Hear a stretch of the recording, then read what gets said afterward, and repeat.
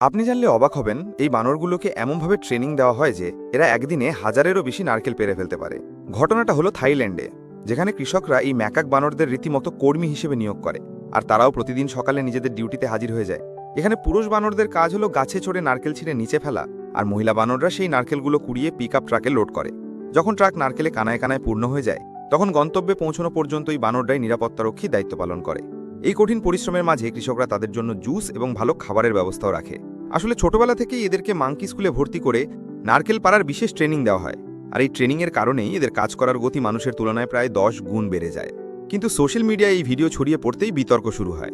অনেকেই অভিযোগ করেন যে এই বানরদের উপর অমানবিক অত্যাচার করা হচ্ছে এবং জোর করে তাদের দিয়ে কাজ করানো হচ্ছে। অন্যদিকে কৃষকদের যুক্তি হলো এটা তাদের বহু পুরনো ঐতিহ্য। আর যারা পশু প্রেমের কথা বলছেন, তাদের তো আগে চিড়িয়াখানায় বন্দি প্রাণীদের নিয়ে প্রশ্ন তোলা উচিত। এই পুরো বিষয়টাতে আপনার কি মতামত? এটা কি পশুদের উপর অত্যাচার নাকি এক পুরনো ঐতিহ্য? আপনার ভাবনা অবশ্যই কমেন্টে জানান। ভিডিওটা ভালো লাগলে একটা লাইক দিন, আর বন্ধুদের সাথে শেয়ার করতে ভুলবেন না। এই রকম আরও ভিডিও দেখতে চ্যানেলটা সাবস্ক্রাইব করে রাখুন।